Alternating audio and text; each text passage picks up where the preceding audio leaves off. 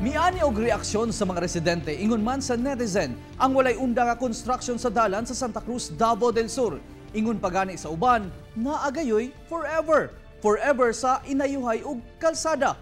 Sayron ta kung nganong nagahitabo ang maong mga insidente. Pinaagi ni ining special report. Bakbak sa wala, bakbak sa tuo. Kabkab dinhi, kabkab sa unahan. Ingon niini kung ihulagway ang dalan sa Davao del Sur, labi na sa lungsod sa Santa Cruz. Kantsaw sa uban, road nga dunay forever kay walay kahumanan. Construction capital of the Philippines. Moji sir, moji. Naman isod kayo? Gusto mo sir kay ila ang duha ka linya manggod, kuha ni nagbalbag niya ang dire one lanes na manggod. Dapat ta two lanes sa pagibakbak nila ang duha. Okay pa magi. Okay. Magi ano eh. Katong wala pagibungkag ni. Oh. Ya, kanusta nilang nagibungkag? Oh, bantay mo boss. Uy, pag-atlaw gigagagi diri. Asol. Asol eh. Apan, gipasabot sa usa ka eksperto nga kinahanglang i-repair gayud ang dalan, labi na kung bunog ug bulto ang nagaagi dinhi nga mga sakyanan.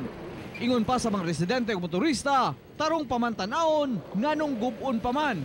Sumala pa ni Engineer Robertson Acohido ang makita kuno sa mata nga liki, buskag o crack, dili lang mo'y basihan nganong i-repair ang usa ka dalan. Common na mga defects sa tao na murag kanang dili siya engineering na murag dili kay na masabtan ang ilahang murag makita ra man gud na defect sa dalan kana ra magong cracks o kanang guba sa mata kana lang cracks o guba daghan pa kayog mga defects na pwede na to makita.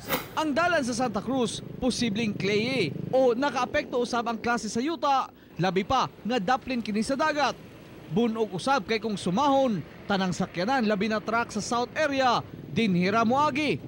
Sa usa ka segment nga 100 meters, kung naguba ang 50 meters diini nga naa sa tunga, ang nabiling tig 25 meters sa isig katumoy, bisag gamay lang ang depekto, kinahanglang gyapong i-repair.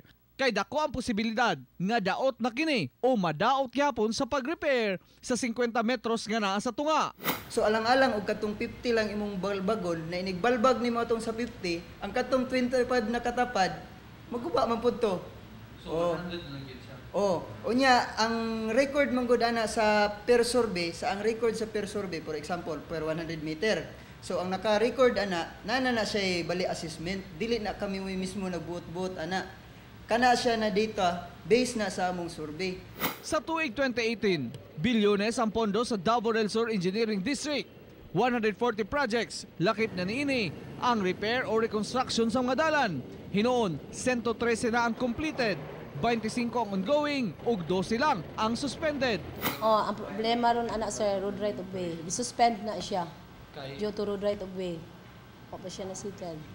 Mo na siya ang isa pod sa problema ninyo. Problema namo kanang mga road right of way acquisition. Panawagan lang sa otoridad nga sabton sila. Kung sa to'y siging gigamit, mo'y dali maguba. Maragana raw. Kauban si Melchor Awing sa kamera. Ako, si Real Soroche para sa One Mindanao.